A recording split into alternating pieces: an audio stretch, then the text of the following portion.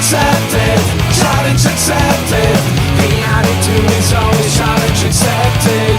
Challenge accepted, challenge accepted.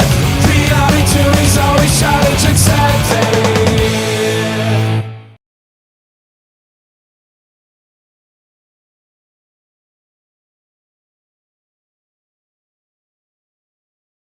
Continue with our next topic and our Yes. next speaker.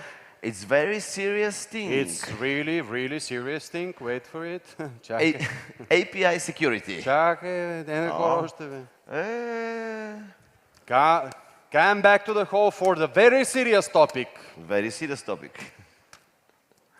I know the beer tastes good, but it tastes the same good in the hall. You can drink it here.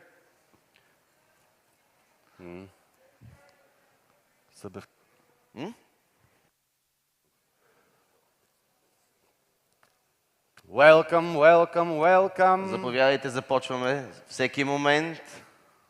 You can take your beers in the main hall.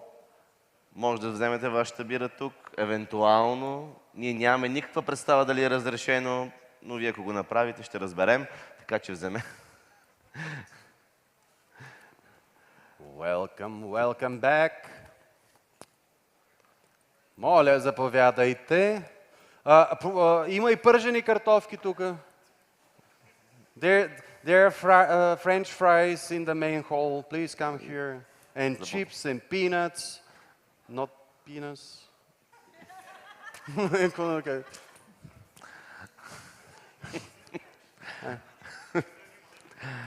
Come on, Бързо, идвайте, защото положението става тук зле. става страшно. Става страшно, така че идвайте. Please come back. Да, взимайте, заповядайте. Ако вратите са затворени, влезте тихо и спокойно.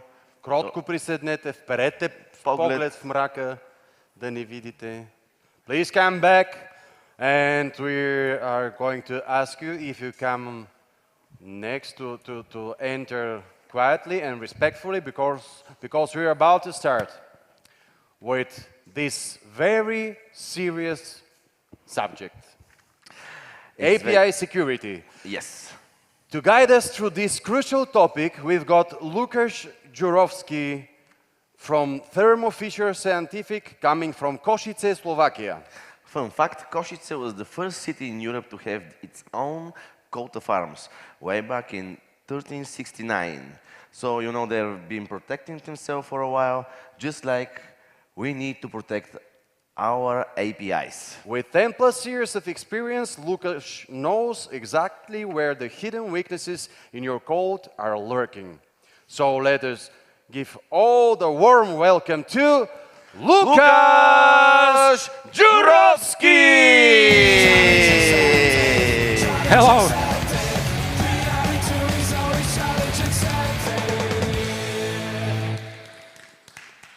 So hello everybody, welcome to my talk. Just one thing to maybe correct, it's not Košice city. From Košice is Matúš that was speaking yesterday. I'm actually working in Bratislava, which is on the opposite side of Slovakia, but never mind, it's fine. It's actually a capital. There is even the Ryanair flight from Sofia, so you are very welcome to visit it one day. And now get back to the topic. So today we will talk about the security, because it's a really important thing in the lives of software developers. But first of all, just small introduction besides of what the guys already said. So I'm a software engineer working in Thermo Fisher Scientific company. It's actually a worldwide company that has branches all over the world. One is even here, close by. So maybe some of you know that one. And I'm a software engineer, so not some security expert. So I will not talk about security today from the security expert point of view, but let's say from a point of view of daily life of software engineers. And I would like to start with this quote that I really like. I saw it at one talk somewhere 1 or 2 years ago. And it's really true, I would say, because from my, let's say, experience that I already have for more than 10 years, it's exactly like this, that software developers, they really tend to neglect the security. They really think that some other department will solve it, or let's say they are not They will not be the target of some attackers and so on. So 86% of the developers don't see security as a top priority. And 33%, which is kind of a lot, don't even know what makes their code vulnerable.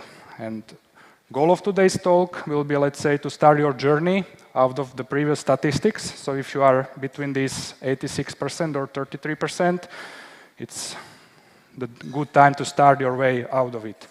And I would like to try to demonstrate that even small things can have significant security impacts in your code. And I would like to encourage you to don't leave the job to the DevSecOps teams and to the security experts in your company, but really start taking security seriously, even in your daily life. So why you should care, first of all? It's, of course, reputation, about the reputation of the product, the company. If you are in the newspapers, that some passwords were leaked from your database and so on, it's never good. Then it's efficiency, because proactive approach, it's much more efficient than the reactive. So if you start dealing with security since the beginning of the software development, it's much cheaper than, let's say, after 2 years of the development of your API, you run some tool like CodeQL or whatever, and then you see a lot of vulnerabilities, and they're starting to fix them up. It takes much more time than proactively starting with security since the beginning of the product or the project or whatever. And then it's, of course, the value, because if you have skills in the security area, it makes you more valuable on the market. And maybe if you get a question on the interview to your next company about the security, you will be able to answer. And it's very important to know at least some basics. So the security negligence, what can be the consequences? Of course, there might be some data breach, some leak of sensitive information, then denial of service attacks, so it can bring customer satisfaction down, because if you would like to open some website and somebody is doing this denial of service attack on it, you are not able to see it, so probably your satisfaction goes really down. And then it's the business logic abuse. There is a loss of income. Actually, a few months ago, I found out in one of the applications that I use in my daily life, I found out that I have a free license, I don't pay for it, so I have a limited amount of the operations that I can do during the day. But I have found out that if I am offline, the counter doesn't work. So, and it's not Tinder, by the way, it's something else. But the counter was not working when I was offline. So basically, the company is sort of losing income because I am able to still use it even without the license. I don't need to pay for it. So I'm not abusing it. I really try to stay within the limit, but just to mention that is, of course, also the business logic abuse. So what are the reasons of the security negligence? So first of all, I believe it's misconceptions, because a lot of developers, they think that DevSecOps will solve it, or that there is no time for security, or just configuring the firewall is enough, blocking some ports, opening the necessary ones, and they think that's it, and they don't need to care about something else. Then it's knowledge. As I said, there is 30% of developers that don't have much knowledge about the security and about the vulnerabilities, about some patterns, principles, and the tools that they can use. And then it might be also the side of the management in your company, because you usually need a support from the management to give you some time or to give you money to buy right tools, So this is just to illustrate that there is a lot of vulnerable places in your, let's say, since the requests start the journey from the client until they get to the server, which can be some API or some database or whatever, and then again the response flying back to the client. So there is a lot of places where there can be a vulnerability. So it's browsers, because browsers, for example, they deal with the cookies somehow. They deal with the tokens. They have a storage where you can store stuff. So it's a lot of logic in the browsers. So if there is some bug in a browser, it might also cause your app to be vulnerable. Then it's, of course, network, hosting machine, because there are some configurations, for example, about the ports, about the firewall, about some routing, and so on. And the most important is app code, so your application code, actually, because that's, I believe, majority of you do. You are a software developers, so your daily life is basically application code. And within the application code, it's not just the code that you really write. It might be also some middlewares that you might use, for example, in ASP.NET Core. It might be some third-party libraries where you don't even maybe have the access to, you cannot decompile them and so on, but there can still be some security risk, like there was one in the Log4net a few months or years ago, I guess 1 or 2 years ago. So that's the most important point from today's perspective, because yeah, we are here the software developers. So as you saw, there were a lot of places or a lot of possible places where the attack can happen, and it's really good to understand like what actually the vulnerabilities are, and to understand, let's say, some vulnerabilities in common technologies that we use, like, for example, GraphQL or JWT tokens and so on. And there is a good website. It's called OWASP. It stands for Open Web Application Security Portal, and it's basically an online community which provides free resources about software security. And probably the coolest or the most important thing that they have is the top 10 list, which is released every, let's say, periodically, every few years. Last one, I guess it was 2023, then 2021, and 2019. This one, I just made a screen. It's from 2021. And there are items, and every item has a description, and then how to prevent the attack, and the examples of attacks. So, for example, you can see that here it's, for example, insecure design, and that's the one that we have in our control, let's say, as a software developers, because it's on us, like how we design the application, how we make the controllers, how we make, let's say, the data layer, and so on. So it's not, this is, the insecure design is not something that, for example, DevSecOps can solve, right? So we really have to understand what might be the problems and so on. And as you can see from this list, you might notice that it's really the vulnerabilities can happen on many places, as I shown on the previous slides, and there are the various places of this vulnerability location. So even in your IDE, some of those vulnerabilities, like this insecure design. I picked a few just to illustrate how simple it is, or let's say how primitive vulnerabilities can exist in your code. So I start with mass assignment. It was actually not on the previous screen because it's from 2019. In 2021, it was, let's say, gathered in this category of insecure design. But basically, mass assignment means that you have a request that flies, let's say, from the UI part of your application to the API. For example, you would like to change the name of the user and surname.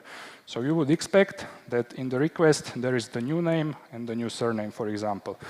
But mass assignment means that attacker can add something else to the request, like, for example, password, and it actually is processed by a server. So attacker is able to mass assign other properties than the developer meant to be assigned. For example, there was attack to GitHub. It's already a few years ago, but the person, or let's say the attacker, was able to assign the public key to whatever repository, basically his public key. So you have a public key on GitHub, and he was able to assign it to whatever repository and then get access to this repository, even the read and write with this mass assignment. So it really happens even to the most famous companies on the market. So this is the code. I am not sure you can see it, but hopefully yes. So basically the idea is that there is the endpoint called update, and you provide the ID of the user, and then you don't put there some DTO, but you put there some generic JSON object, basically. And this is in ASP.NET Core, just so that you know. And the way how the update happens is that the code goes through all of the properties of the user and then tries to find them in this JSON object, right? And if it finds the property, it really, at the beginning, at the end, I mean, it's assigned to the user, right? And this might be the reasons why there is such a code in your code base. It might be some legacy code, or some junior developer put it there, or whatever. So doesn't matter, but this code is, for example, vulnerable to mass assignment, because you can put whatever stuff to this JSON object on the client side, and it's processed here, right? So for example, the developers, they intended that only the name and surname are changed, but attacker can put there a new password, for example, of themselves or of arbitrary person, let's say. And here it's saved. So this is the way how the code becomes vulnerable. And if you think about it, that's also how automappers work, for example. They really try to map every property between the objects. So you have a DTO and you have a database object, for example, or a domain model object, and you use automapper for it, and that's how it works. So based on reflections, basically. So if you have automappers in your code, it doesn't mean that your code is automatically vulnerable, but you definitely have to think about that there might be a problem. For example, in automappers, you can usually configure which properties are not automapped and so on. So you can exclude like passwords, you can exclude like isAdmin property or something like that. Then the excessive data exposure is also a very simple one, but still happens a lot. It's known as oversharing. It's basically you reveal more than the client needs. So for example, in the JSON response, the front end would just like the name and surname and the profile picture, for example, to display it, but you send more. For example, you send the password, or you send some properties like isAdmin or whatever, or you send the full table name from database, so not only the name like the users, but you also send the schema name. So for example, the name of the database, .dbo.users, for example. And then the client can know how your database is named, or the attacker can know what's the name of your database, and they can use it for some attacks probably.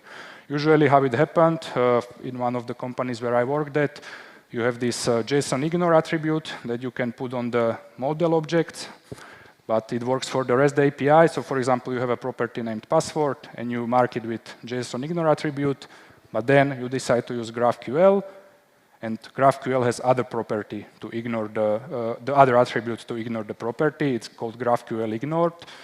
So it would not work. But some developer might think, okay, I see there the JSON ignore attribute. It will not be in GraphQL, but it would. Another list, just to mention, is the common weaknesses enumeration. They release top 25 list. It's also very nice to look at when it's compared to the OWASP top 10. I would say that the common weaknesses enumeration is like more low level, I would say. So OWASP is more on a design level, or let's say higher level, and this CWE, it's more on the low level.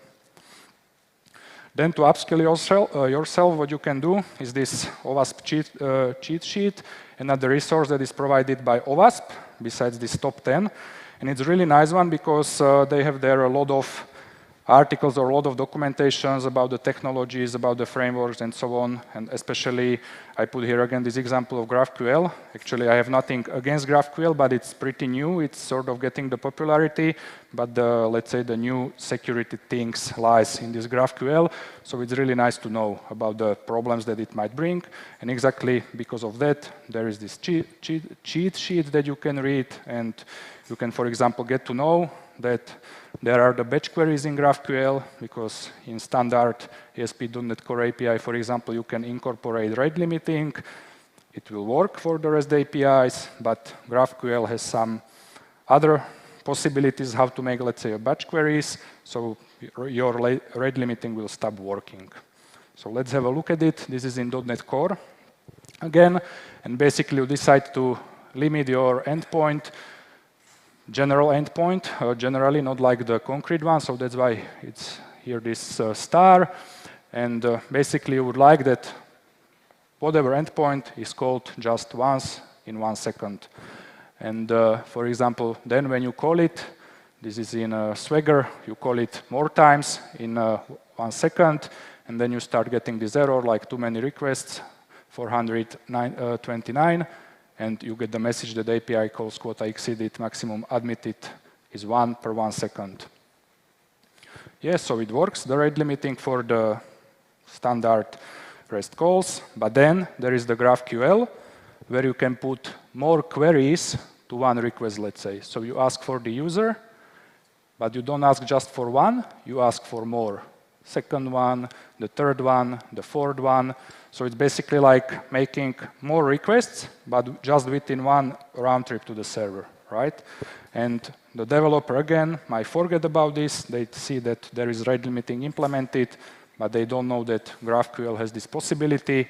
And there it's a screenshot from a console. You can see that the GET request was made multiple times, or the call to the database, let's say.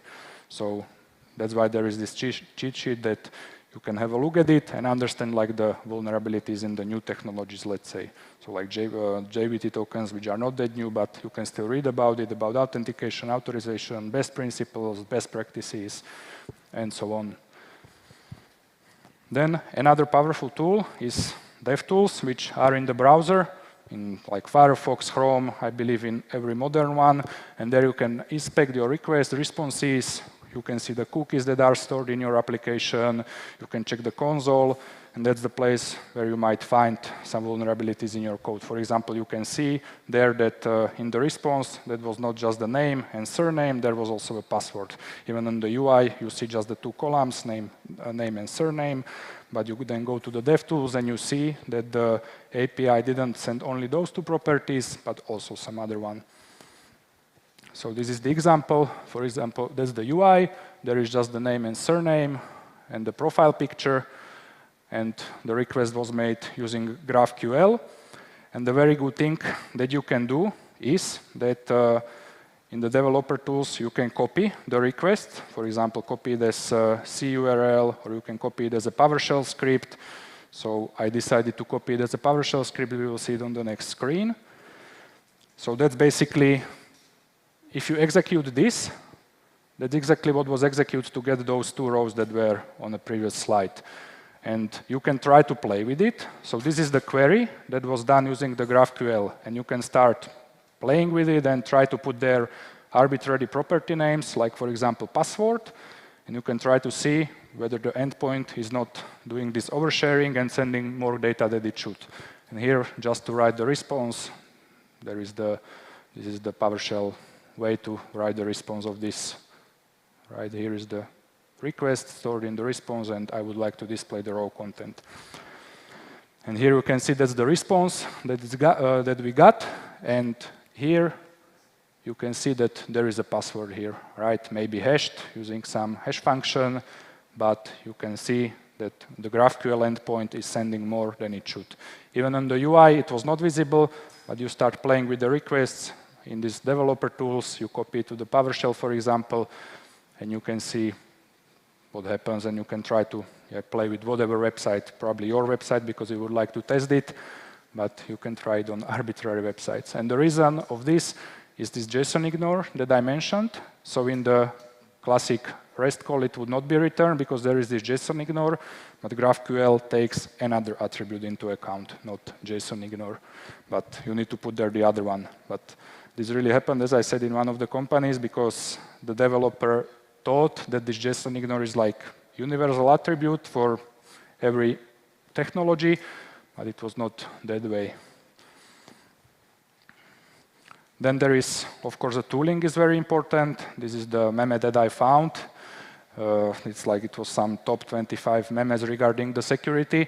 And I can really agree with this because this happened in more companies where I worked at, that there was some company doing penetration testing for us, for example, and suddenly the management had a lot of money to invest after they found the problems and so on, and suddenly the company decided to spend 2 or 3 sprints just fixing the vulnerabilities that were found. But before, they were not that, I would say, willing to do that. So usually I agree with this meme because when there are the vulnerabilities found, suddenly there is a lot of time and a lot of money. And there are different tools. There are some tools for static code analysis like CodeQL, SonarQube.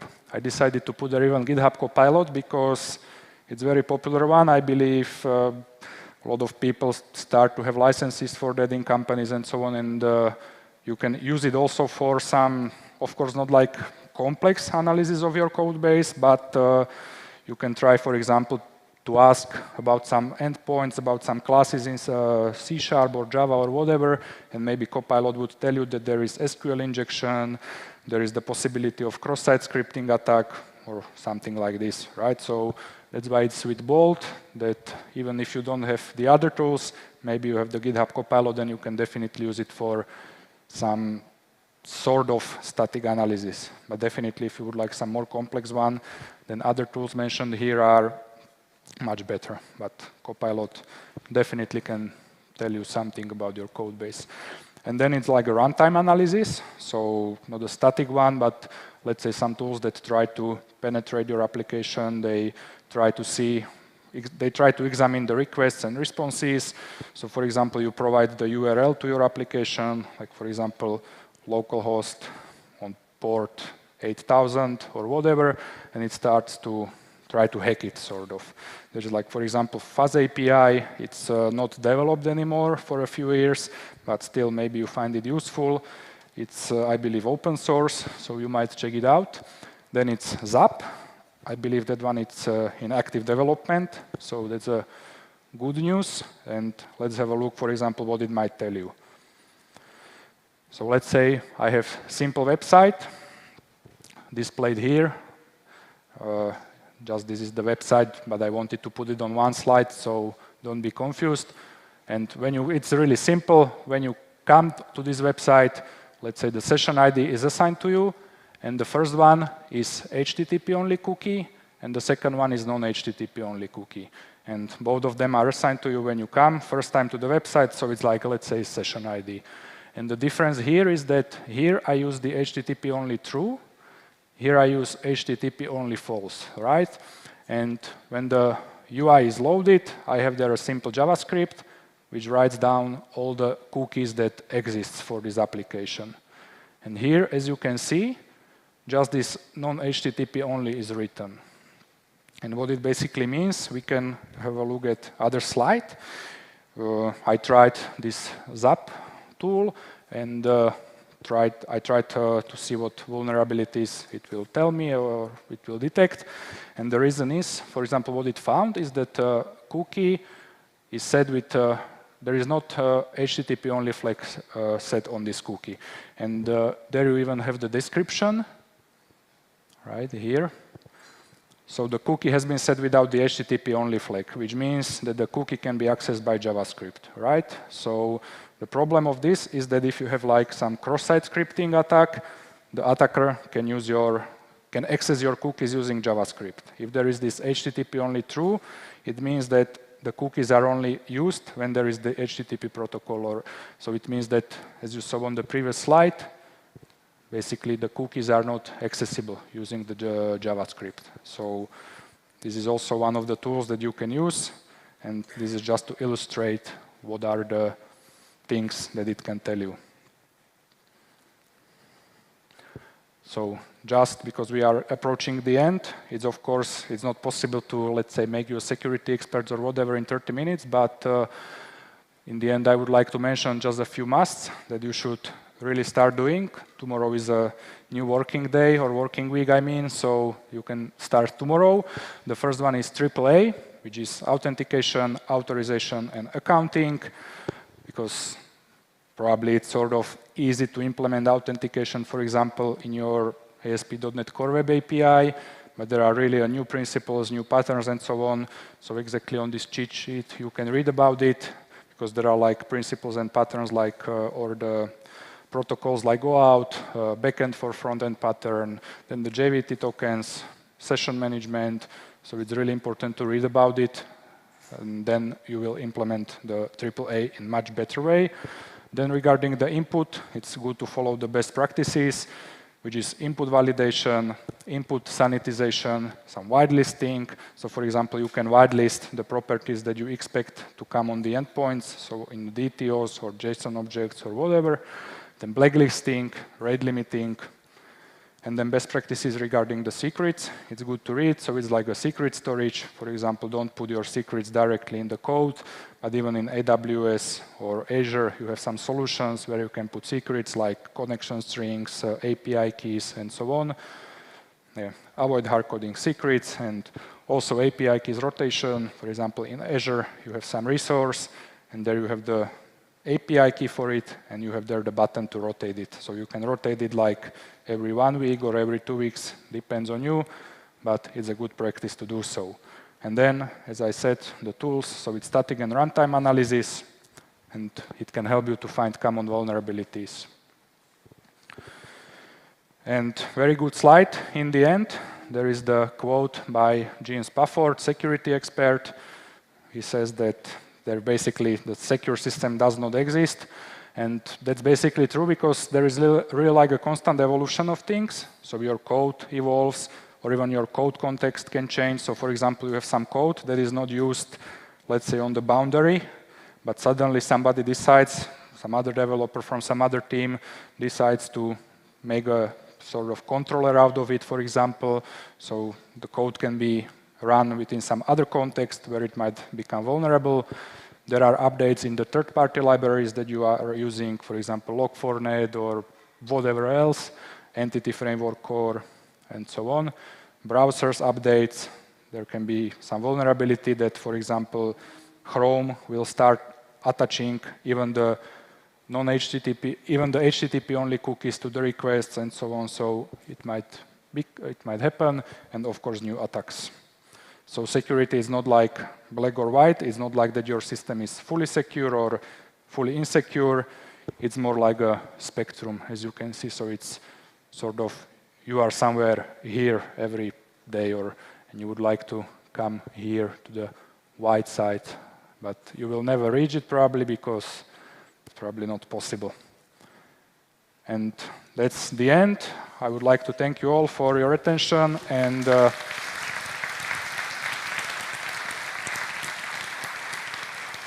you have maybe time for one quick question, and the next questions you'll have to ask in the speaker's corner. Do you have question for now?